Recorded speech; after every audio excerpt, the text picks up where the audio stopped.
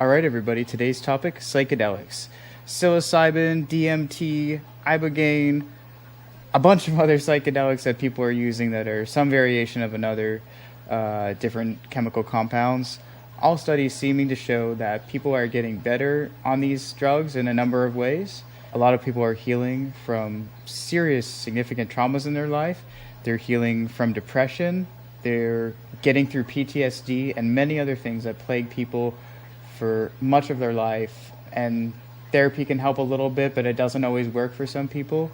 So there are alternatives out there, and people are starting to explore them. Unfortunately, I wrote a blog about this about a few weeks ago, and between then and now, Governor Newsom has actually vetoed the bill that was passed in California that would have decriminalized psilocybin, DMT, and ibogaine. So a little disappointing, to be honest. I was really disappointed, and I expected that to go differently. The reason he gave was mostly that therapeutic guidelines aren't set up yet. Truth be told, though, limiting these drugs to therapeutics only can create a significant financial barrier for a lot of the people that desperately need access to them. Veterans groups in particular come to mind. So truth be told, I think it was a huge mistake, and I think it's probably going to get legalized another way, whether on the ballot next year or if the state decides to reintroduce something different or to even try to do an override. That would be wild. It hasn't been done in a long time. So however it plays out, I think the end result will be the same. I think a very similar bill will ultimately pass. But getting into the topic, aside from all that, this is something that's been, cooking over the last several years, and it's gaining even more support in the last 2 to 3 years, I think. A lot of people are just at a point where they're realizing that certain things aren't working for them, and they're finally ready to just say, screw it, and try something different, even something that seems a little outside the box, like psychedelics.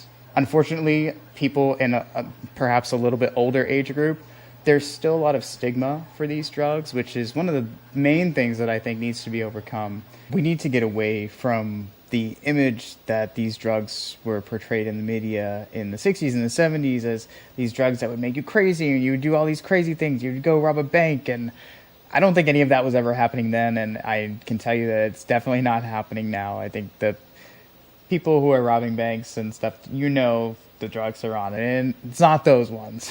So definitely there's some things that need to change in the way that the media chooses to portray these drugs, as well as people choose to perceive them. We need to just open our minds a little bit. There can be dark sides to use of any drug, I think. These are all things that we just have to have a proportionate attitude about, and we need to help others overcome the stigma and the fear that has kind of been instilled into them over their childhood, their years of living, and help them see that they aren't maybe what they thought they were, and that people could open their minds to it a little bit, and it might really, really change them for the better. That being said, responsible use of these drugs is actually incredibly safe. A lot of studies show that it is even safer than marijuana, which I've always been a huge proponent of. It's helped me a lot in my personal life. Admittedly, I would say that psychedelics seem to prove to be even safer of a drug to take. The risk of chemical dependency on psychedelics is virtually non-existent. In fact, if we're talking about psilocybin in particular, something I have a little more knowledge about, these drugs actually dissuade you from overusing or abusing them. You can develop a resistance quite easily to these, so it's not like you can have a psychedelic experience twice in the same day unless you're using a drug that comes on a lot faster and burns off a lot faster, like perhaps DMT. Using a microdosing schedule, or there are several out there that you can look up. These are all things that you want to definitely work in a tolerance break or a break for your system.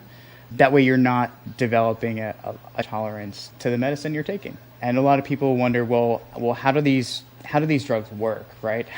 What is it actually doing to my brain? Am I just high, or do I feel better because of something else? And the answer to that is, quite frankly, psychedelics tend to jumble things up in your brain, but in a way that is advantageous.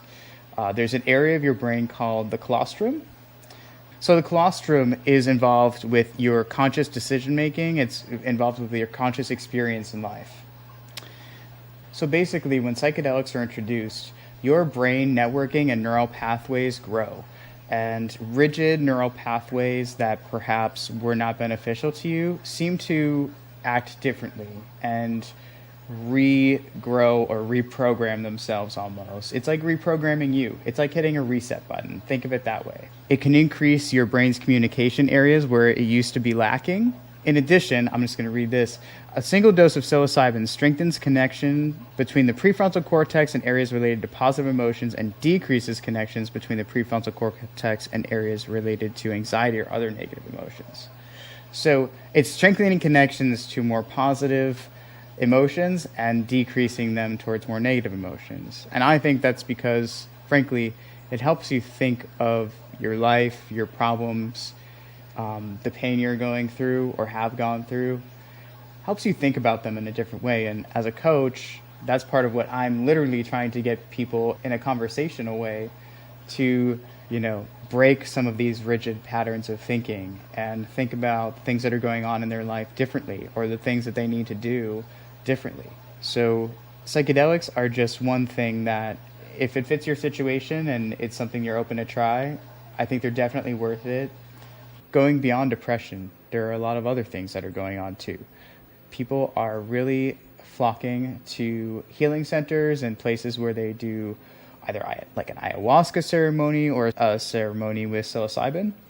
A lot of people are going to these places that are, they are veterans. They are people who have had significant life traumas and they're really struggling with PTSD. Of course, people with depression, but also people who have terminal illness or in general feel very spiritually lost or are struggling with the fear of death. As we get older, sometimes those anxieties about death build and people don't know what lies beyond this life. And some people go into these experiences and come out feeling much, much differently about the life and death experience in a positive way, in a way that decreases their anxiety about the situation and helps them really enjoy their life. Just because death is something that comes for all of us doesn't mean that we have to spend a lot of our time in existential dread about it. It's something that's inevitable for all of us, but it's not something that we should be fearing and thinking terrible thoughts about day in and day out. And a lot of people have found a lot of peace with psychedelics. Now, of course, it's important to talk about any potential downsides, right? One of them being that there are some things we don't know about psychedelics. We don't have a lot of history about bad drug interactions or anything like that, but one that does seem to be documented and may or may not affect people is if you have been on SSRIs, you really might want to do some research and consult somebody before just going ahead and taking psychedelics. There seems to be some indication that it could affect you negatively, but it may or may not happen. It's something that, I think to be on the safe side, it's definitely worth weaning off SSRIs. There are functional medicine doctors who help people do this. I'm obviously not a medical professional. I'm not telling you to stop taking your drugs. Certainly, if you've been taking these drugs for a long time and they are working for you, you aren't experiencing bad side effects or they're just, if you're not having a struggle with it, then certainly there's no reason to throw that out the window. But there are a lot of people who have had terrible experiences with these drugs. They aren't appealing to take for many people for a lot of reasons, the side effects being one of them. And there are also other people who haven't found one that works for them, or they're just struggling to find anything that works and they're open to an alternative. Then there's probably a third class of people who are just willing to try something that's a little more natural. There's nothing wrong with that either. Everybody's got to make their own choices about how they want to handle their mental health. Some people who have had a serious mental health issue that, puts you close to or in a state where you are really having a break with reality, that might not be the drug for you. Psychedelics in certain doses can certainly make you feel that way momentarily. And if you don't have kind of the tools to know to calm yourself down, that could maybe not turn out so well for you. It's still a drug and it's still very strong and it certainly needs to be respected. So I think using psychedelics definitely comes with some caveats.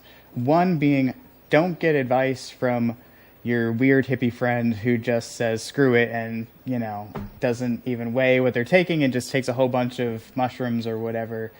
Maybe don't get advice from that person. You don't want your first experience with a drug that could be so helpful to you to be a negative one.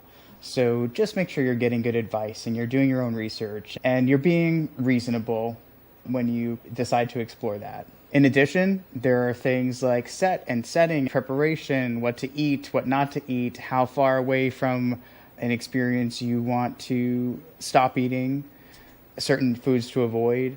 There are a lot of things that you want to take into consideration, and depending on what kind of use in this sense, whether you're kind of microdosing or whether you're taking a larger, a heavier dose that's going to kind of produce a psychedelic experience, these are all things you kind of have to think about before you do them. Be mindful, be smart.